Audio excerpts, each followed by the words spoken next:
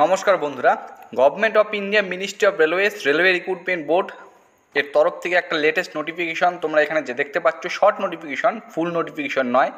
Centralise employment notice number দেওয়া হচ্ছে 04/2024, recruitment to the various post of medical categories.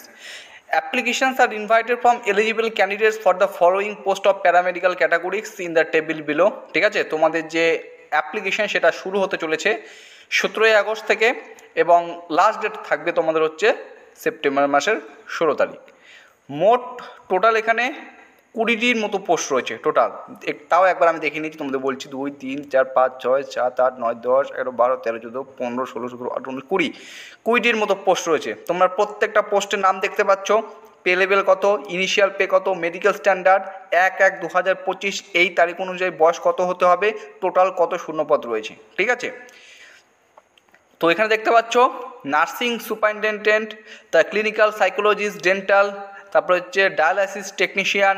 এর পাশাপাশি তোমরা দেখতে পাচ্ছ ইসিজি টেকনিশিয়ান, ফিল্ড ওয়ার্কার, এই সমস্ত পদেও কিন্তু নিয়োগ করা হবে। তো বয়স কেমন লাগছে সেটা কিন্তু এখানে উল্লেখিত করা রয়েছে। দেখো এখানে তোমরা দেখতে পাচ্ছ, এখানে প্রত্যেকটা পোস্টের জন্য কত থেকে কত বয়সের ঊর্ধ্বসীমা রয়েছে সেটা কিন্তু এখানে দেওয়া রয়েছে। এর পাশাপাশি কিন্তু তোমরা 3 বছরে ছাড় পেয়ে যাবে। তোমরা প্রত্যেকেই জানো কিসের জন্য, কোভিড-19 জন্য, যেটা কিন্তু এই নোটিফিকেশনে লেখা রয়েছে, এখানে দেখতে পাচ্ছ upper age limit includes a relaxation of 3 years in age beyond the prescribed age limit as a one-time measure due to COVID-19 pandemic। ঠিক আছে, তো সমস্ত কিছু এখানে উল্লেখিত করে দেওয়া রয়েছে।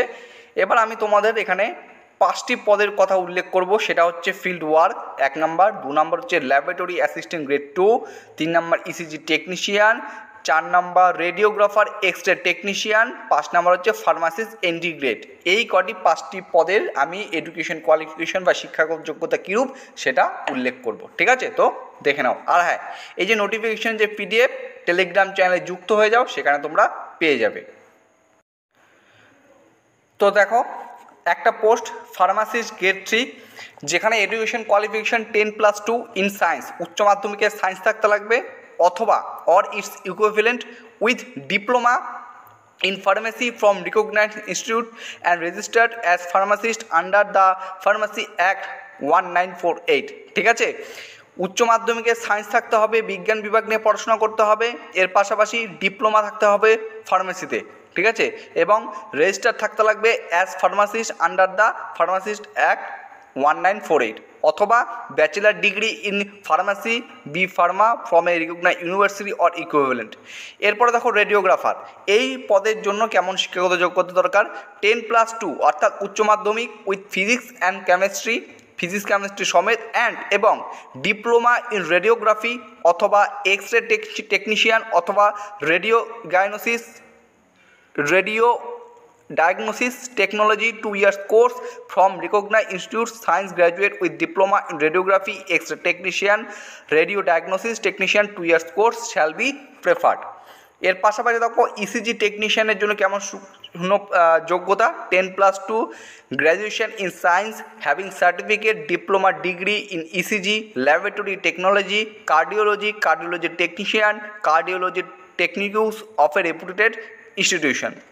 এরপর দেখো ল্যাব অ্যাসিস্ট্যান্ট গ্রেড 2, এই পদের জন্য যোগ্যতা 12th উচ্চ মাধ্যমিক in science plus diploma in medical laboratory technology DMLT, অর্থাৎ উচ্চ মাধ্যমিকে তোমাকে বিজ্ঞান বিষয় নিয়ে পড়াশোনা থাকতে হবে, এর পাশাপাশি এক্সট্রা করে কিন্তু কোয়ালিফিকেশান চেয়েছে। হতে পারে কোনো এই ল্যাব অ্যাসিস্ট্যান্টের ক্ষেত্রে যেটা চেয়েছে ডিপ্লোমা ইন মেডিকেল ল্যাবরেটরি।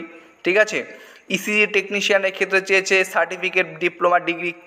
ঠিক আছে, তারপরে এখানে দেখতে পাচ্ছ রেডিওগ্রাফারের ক্ষেত্রে চেয়েছে যে ডিপ্লোমা চেয়েছে রেডিওগ্রাফিতে। ফার্মাসিস্ট গ্রেড 3তে এখানে চেয়েছে ডিপ্লোমা চেয়েছে ইন ফার্মেসিতে। এবার দেখব হচ্ছে ফিল্ড ওয়ার্কার, সেখানে কীরূপ এডুকেশন কোয়ালিফিকেশন দরকার।